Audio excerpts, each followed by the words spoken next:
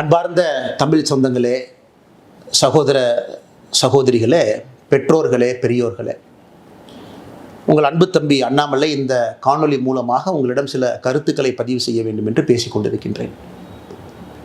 December 23ஆம் தேதி 2024 அண்ணா பல்கலைக்கழகத்தில் அங்கே படித்து கொண்டிருக்கக்கூடிய சகோதரிக்கு மிக மோசமான கோரமான ஒரு பாலியல் வன்கொடுமை நடந்தது நமக்கு தெரியும்.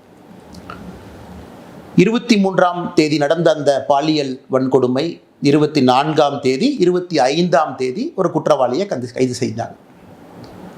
25ஆம் தேதி காலையிலிருந்து ஒரு சாமானிய மனிதனாக உங்களைப் போல நானும் பேச ஆரம்பித்தேன். அதன் பிறகு படிப்படியாக சமூக வலைதள பதிவுகள், பத்திரிகை நண்பர்களை சந்தித்து தொடர்ச்சியாக பேசியதன் விளைவு 25ஆம் தேதி சாயந்தரம் ஒரு கைதை காமிச்சாங்க. ஞானசேகரன் என்கின்ற ஒரு மனிதனை. 25ஆம் தேதி இரவு ஞானசேகரன் யார், எந்த கட்சியை சார்ந்தவன், யாரோடெல்லாம் தொடர்பு இருக்கு, அதையும் உங்கள் முன்னால் நாங்கள் வச்சோம். எல்லா அரசியல் கட்சிகளுமே எடுத்து போராடினாங்க, பேசினாங்க. அதனால் இது நான் அரசியல் பேச விரும்பலை. முதல்ல நாங்கள் அது ஓட்டப்பந்தயம் கிடையாது. முதல்ல அண்ணாமலை தான் ட்வீட் போட்டான். அதை மாதிரி நான் ஒரு கீழ்த்தரமான அரசியல்வாதி கிடையாது. மாற்றம் வேண்டும் என்று விரும்பக்கூடிய உங்களை போன்ற ஒரு சாதாரண மனிதன். இன்றைக்கி நான் அதை பற்றி பேசலை. ஜனவரி மாதம் கடைசியில் உங்கள்கிட்ட சொல்லியிருந்த சில விஷயங்களை நான் சிடிஆர், கால் டீட்டெயில் ரெக்கார்ட் ஆதாரத்தின் அடிப்படையில் உங்கள் முன்னால் வைக்கப் போகின்றேன். இன்றைக்கி பேச வேண்டிய நேரம் வந்துருச்சு. 25ஆம் தேதி கைது செய்யப்பட்ட பிறகு பல விஷயங்கள் நம்ம பார்த்தோம். எஃப்ஐஆர் கசிய விடப்பட்டது. 27ஆம் தேதி நான் ஒரு அறப்போராட்டத்தை முன்னெடுத்தேன். அதன் பிறகு அண்ணா பல்கலைக்கழகம் சில விஷயங்கள் செஞ்சாங்க. நாங்கள் செக்யூரிட்டி அது பண்ணுறோம், நாங்கள் டைட்டன் பண்ணுறோம். சென்னை உயர்நீதிமன்றம் எஸ்ஐடியை போட்டு கண்காணிக்க ஆரம்பித்தாங்க. இன்றைக்கி 5 மாதங்கள் கழித்து தீர்ப்பு வந்திருக்கு. முக்கிய குற்றவாளியாக இருக்கக்கூடிய, ஒரே குற்றவாளியாக இருக்கக்கூடிய ஞானசேகரனுக்கு 30 ஆண்டு காலம் கடுங்காவல் தண்டனை. இன்றைக்கி நம்ம அன்னைக்கு கேட்ட அதே கேள்வி இன்றைக்கி கேட்குறோம். ஞானசேகரன் முக்கிய குற்றவாளி, தீர்ப்பு கொடுத்துருக்குறீங்க, துரிதமாக இன்வெஸ்டிகேட் பண்ணியிருக்கிறீங்க, 30 வருஷம் ஜெயில் தண்டனை வாங்கி கொடுத்துருக்குறீங்க. எல்லாருக்குமே சந்தோஷம்தான். இருந்தும் நமக்கு தெரியும் அந்த குழந்தைக்கு, பாதிக்கப்பட்ட சகோதரிக்கு அந்த கண்ணீர் துளிக்கு நியாயம் கிடைக்குமானா எப்பவுமே கிடைக்காது. பட் இருந்தும் அரசு அந்த வேலையை செஞ்சுருக்கு. ஆனால் அரசு அந்த வேலையை முழுசாக செஞ்சுருக்கா அப்படிங்கிறத முதல்ல இருந்து கேட்குறோம். நான் அதைத்தான் உங்கள் முன்னால் நான் பேச போகிறேன். 24ஆம் தேதி 23ஆம் தேதி இரவு பாலியல் வன்கொடுமை நடந்தது. 24ஆம் தேதி இந்த ஞானசேகரனை கோட்டூர் காவல் நிலைய அதிகாரிகள் கைது செய்கிறாங்க, வெளியே விட்டுறாங்க. 25ஆம் தேதி சாயந்தரம் மறுபடியும் கைது பண்ணுறாங்க. இதை உங்கள் முன்னால் இன்னைக்கு நான் வைக்கிறேன். ஏன் விட்டாங்க, இதில் யாரெல்லாம் சம்பந்தப்பட்டிருக்கிறாங்க, எதற்காக திராவிட முன்னேற்ற கழகத்தில் சில தலைவர்களுக்கு பதட்டம், எவிடன்ஸை எங்கேயெல்லாம் அளித்திருப்பதற்கான வாய்ப்பு இருக்கு. இன்னைக்கு உங்கள் முன்னால் நான் பேசுவதற்காக இந்த பேப்பரையும் பயன்படுத்துகிறேன். காரணம், நான் பேசக்கூடிய விஷயத்தை தெளிவாக அவங்ககிட்ட சொல்லணும்.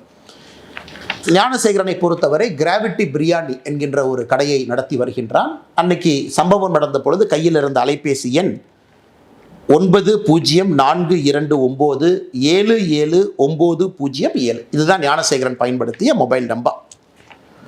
அரசு வழக்கறிஞர் சொல்லியிருக்கிறாங்க 23ஆம் தேதி அந்த சம்பவம் நடந்த பொழுது ஞானசேகரனுடைய மொபைல் ஃபோன் ஃப்ளைட் மோடில் இருந்துச்சு. 8:52 வரை நைட்டு அது ஃப்ளைட் மோடில் இருந்துச்சு. உண்மைதான், அது ஃப்ளைட் மோடில் தான் இருந்துச்சு. சிடிஆரும் அதைத்தான் சொல்லுது. நான் இன்னைக்கு தொடர் கேள்விகள் திமுக அரசு, குறிப்பாக முதலமைச்சர்கிட்ட கேட்குறேன். முதலமைச்சர் வீட்டில் பெண் குழந்தைகள் இருக்கிறாங்க. ஐயா மு.க. ஸ்டாலின் வீட்டில் பெண் குழந்தைகள் இருக்கிறாங்க. இன்னைக்கு அவர் நேரடியாக நம்மகிட்ட சொல்ல வேண்டிய கடமை, கட்டாயம் அவருக்கு இருக்கு. அந்த ஃப்ளைட் மோடிலிருந்து வெளியே வந்த ஞானசேகரனுடைய ஃபோன் 8:52க்கு பிறகு ஃப்ளைட் மோட்லேருந்து வெளியே வந்த ஃபோன், முதல் ஃபோன் கால் ஞானசேகரன் யாருக்கு பண்ணாங்கன்னா 8:55க்கு ஒரு காவல்துறை அதிகாரிக்கு தான் முதல் ஃபோன் காலே பண்ணுறார். அந்த சம்பவம் முடிஞ்சு அண்ணா யூனிவர்சிட்டி அந்த சம்பவ இடத்துல தான் இருந்தாரா, கேட்டுக்கு வந்தாரா எனக்கு தெரியாது. 8:55க்கு ஞானசேகரனுடைய தொலைபேசியிலிருந்து ஒரு போலீஸ் ஸ்டேஷனை நிர்வகிக்கக்கூடிய ஸ்டேஷன் ஹவுஸ் ஆஃபீஸர், அந்த ரேங்கில் இருக்கக்கூடிய சப் இன்ஸ்பெக்டர், இன்ஸ்பெக்டர் ரேங்கில் இருக்கக்கூடிய அதிகாரிக்கு சம்பவம் முடிந்த பிறகு முதல் ஃபோன் கால் ஞானசேகரன் பண்ணுறான். காவல்துறையின் மீது பெரும் மதிப்பு நான் வைத்திருக்கின்றேன் எல்லாருக்கும் தெரியும். அன்றைக்கி அந்த காவல்துறை அதிகாரினுடைய பெயரையும் அவர் பதவியும் அவருடைய மொபைல் நம்பரை இன்றைக்கி நான் வெளியிடலை. 48 மணி நேரம் கழித்து அரசு என்ன பதில் சொல்கிறாங்கன்னு பார்த்துட்டு நான் வெளியிடுறேன்.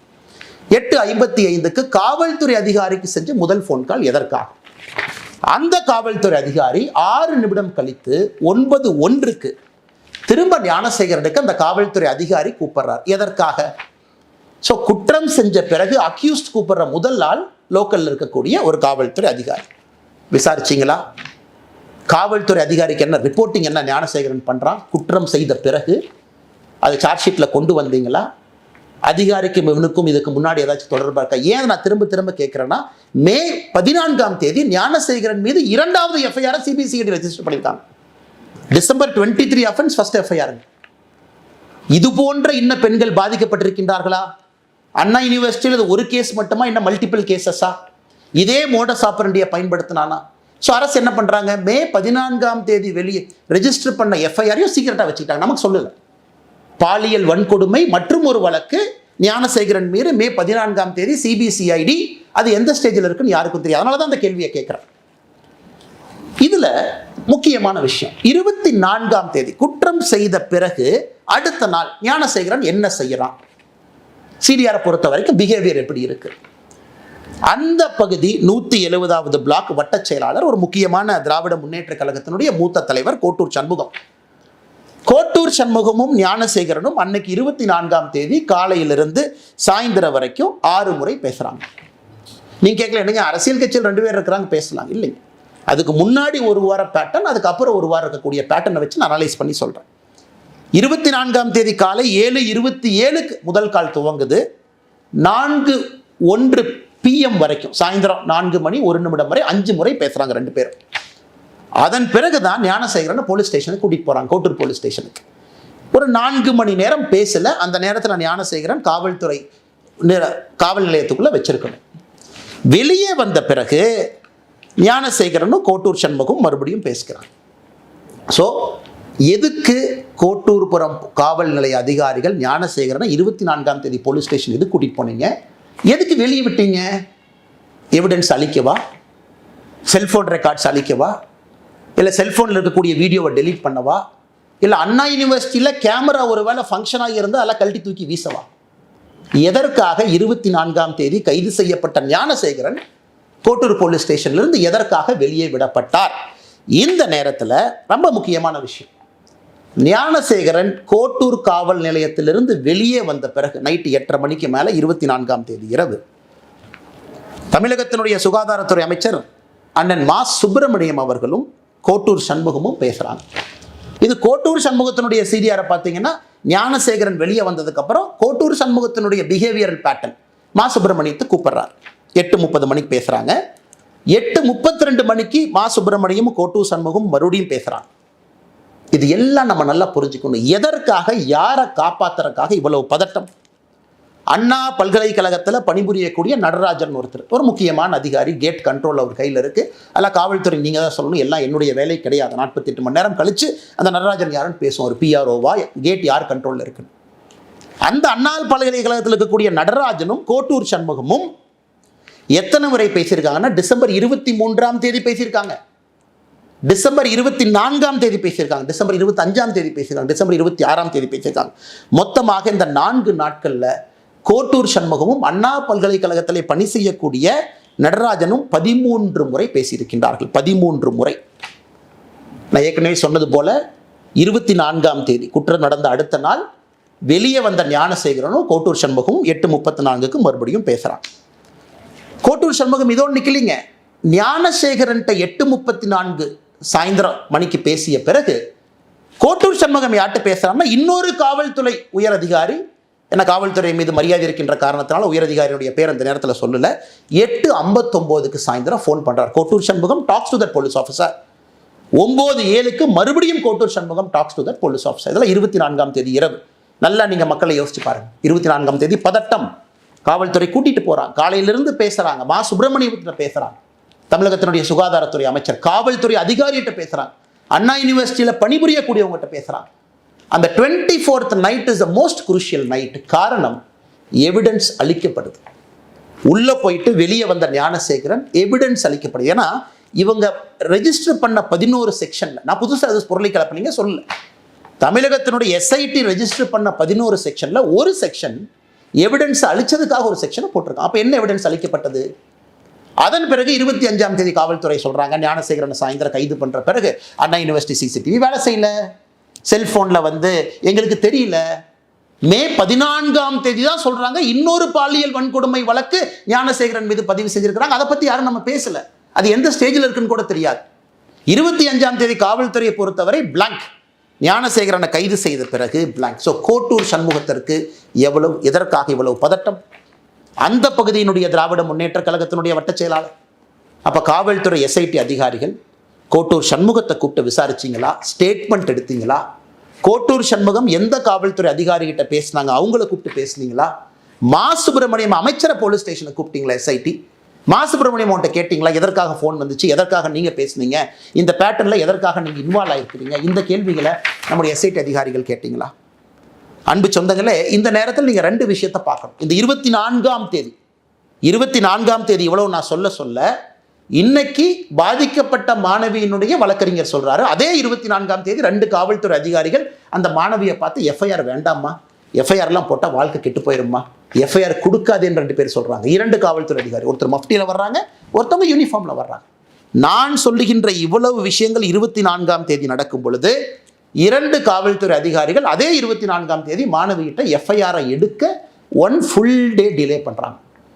ஸோ அதனால் இது எல்லாமே உங்களுடைய கவனத்துக்கு கொண்டு வருவது மட்டுமல்ல, உங்கள் முன்னால் இந்த நேரத்தில் நான் வைத்திருக்கின்றேன். அன்பு சொந்தங்களை, இன்னைக்கு நாம கேட்கக்கூடிய முக்கியமான கேள்விகள், யார் அந்த சார்? அதே கேள்வியை திரும்ப நம்ம கேட்குறோம், முதல்ல இருந்து கேட்டுக்கிட்டு இருக்கோம். சர்க்கம்ஸ்டன்ஷியல் எவிடன்ஸ் என்ன? இதெல்லாமே ஓப்பன் சிடிஆர் கால்ஸ். இந்த சிடிஆர்லாம் பார்த்தீங்கன்னா 3 செகண்ட் பேசுகிறாங்க, அண்ணே வாட்ஸ்அப்பில் வாங்கிறார். வாட்ஸ்அப் நம்மகிட்ட இல்லை, அது காவல்துறையிட்டு இருக்குது. ஐபிடிஆர்னு அது தனியாக ஒன்று போட்டு அவங்க எடுப்பாங்க. ஸோ வாட்ஸ்அப்பில் என்ன பேசுனாங்க தெரியாது. நான் சொல்வதெல்லாம் நேரடியாக தொலைபேசியில் ஓப்பன் டாக் பேசியிருக்கக்கூடிய கால். ஐபிடிஆர் அக்சஸ் நம்மகிட்ட இல்லைங்க, அது காவல்துறையிட்டு இருக்கும். ஸோ யார் இன்டர்நெட் ஃபோன் கால் பண்ணது? சாதாரணமாகவே நம்மளே வாட்ஸ்அப்பில் தானே பேசுகிறோம். ஸோ எத்தனையோ கால் இதில் பார்த்தீங்கன்னா 3 செகண்ட் 4 செகண்ட் பேசின கால் என்ன, அண்ணே வணக்கண்ணே கொஞ்சம் வாட்ஸ்அப்பில் வாங்க. கோட்டூர் சண்முகம் விசாரிக்கப்பட வேண்டிய நபர். தமிழகத்தினுடைய சுகாதாரத்துறை அமைச்சர் மா சுப்பிரமணியம் விசாரிக்கப்பட வேண்டிய நபர். அந்த தெளிவை முதலமைச்சர் சொல்லாம எதுக்கு நாடகம் போடுறார்? முதலமைச்சராக ஒரு பக்கம், திராவிட முன்னேற்ற கழகத்தினுடைய தலைவராக இன்னொரு பக்கம் இருக்குல்ல. முதலமைச்சருக்கு 2 பொறுப்புகள், 2 பதவிகள் இருக்கு. கட்சி இன்வால்வ் ஆயிருக்கு, முதல்ல இருந்து இன்வால்வ் ஆயிருக்கு, காவல்துறை அதிகாரிகள் இன்வால்வ் ஆயிருக்கிறாங்க. இவ்வளவு விஷயங்கள் நடந்திருக்கு, இவ்வளவு தொலைபேசி அழைப்புகள். நீங்க கேட்கலாம், இல்ல அண்ணாமலை என்ன நீங்க சும்மா சொல்றீங்க? சரி, கோட்டூர் சண்முகம் அவர்களும் மா சுப்பிரமணியம் அவங்களும் டெய்லி பேசிக்கிறாங்களா? டெய்லி பேசிக்கிறாங்கன்னா, நான் சொன்ன 24ஆம் தேதியை 2 முறை பேசிக்கிட்டாங்க. அதன் பிறகு 6 நாட்கள் அவங்க பேசிக்கொள்ளவே இல்லை. இவங்க டெய்லி பேசுகிற ஆட்கள் கிடையாது. 24ஆம் தேதி பேசிய பிறகு இவங்க திரும்ப பேசினாங்களான்னு ரெக்கார்ட் எடுத்து பார்த்தீங்கன்னா 6 நாட்கள் இவங்க பேசலை.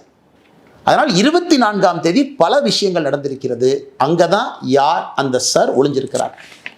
அதனால் இது தொடரும். இன்னைக்கு நான் ஏற்கனவே சொன்ன எதற்கும் பயப்பட போவது கிடையாது. ஒரு விஷயத்தை நான் சொன்னேன், அதனை கையில் எடுத்திருக்கேன், உடும்பு புடியாக பிடித்து கடைசி வரை போக போறேன். நான் சாட்டையால் அடித்து கொண்டது அண்ணா பல்கலைக்கழக மாணவியினுடைய சகோதரனாக. எனக்கு ஒரு சகோதரி, அந்த சகோதரிக்கு ஒரு சகோதரன் இருந்தால் 2 பேருக்கும் என்ன வழி ஏற்பட்டிருக்குமோ அதைத்தான் நான் செஞ்சேன். அதனால் தொடர்ந்து கேள்விகள் கேட்போம். இதை நம்ம விட போறதில்லை. இதுக்கும் அவங்க சொல்லுவாங்க இப்படி அப்படிமாங்க. அடுத்து நான் 48 மணி நேரம் கழித்து மறுபடியும் அடுத்த விஷயத்தோடு பேசுவோம். அதனால் முதலமைச்சர் அவர்களே பதில் சொல்லுங்க. இத்தனை பேர் இவ்வளவு குழப்பத்தில் ஒரே ஒருத்தர் மட்டும்தான் அக்யூஸ்டு, எங்களுக்கு வேற யாரும் தெரியாது. இந்த ஆள் அவ்வளவு தைரியமா அண்ணா பல்கலைக்கழகத்துக்குள்ள இடத்த செலக்ட் பண்றான், இந்த இடம்னு தெரியுது, அந்த இடத்த ரெடியா உட்கார்ந்துருக்கான். அப்படின்னா இதுக்கு முன்னாடி அவன் குற்றமே எங்க செய்யலீங்களா? இது யாராச்சும் நம்புவாங்களா? அவ்வளவு பக்காவா ஸ்கெட்ச் போட்டு எஃப்ஐஆர் படிக்கும் போதே தெரியுது அந்த இடத்துல இருக்கக்கூடிய நபர் வேற எந்த தாக்குதலையும் ஈடுபடவில்லை. அப்ப மே 14ஆம் தேதி போட்ட வழக்கு என்ன சார்? யார் இந்த விக்டிம்? அண்ணா பல்கலைக்கழக மாணவியை விக்டிமா, இல்லை இதே ஞானசேகரன் இன்னொரு இடத்துல இருந்தாரா? அதனால் கேள்விகள் தொடர்ந்து கேட்போம். இவங்க ஆளுங்கட்சியினுடைய யாரெல்லாம் சம்பந்தப்பட்டிருக்கிறாங்க, பதவிகளை யார் தவறாக பயன்படுத்தினாங்க, காவல்துறையினுடைய கையை யார் கட்டி போட்டார்கள், 24ஆம் தேதி ஞானசேகரனை வெளியே கொண்டு வந்து குரூஷியல் எவிடன்ஸ் அளிப்பதற்கு யாரெல்லாம் உடந்தையாக இருந்தார்கள், என்னை பொறுத்தவரை அவர்களும் குற்றவாளிகள் தான். அதில் தான் அந்த யார் என்கின்ற சார் ஒளிஞ்சிருக்கிறார். வணக்கம், நன்றி.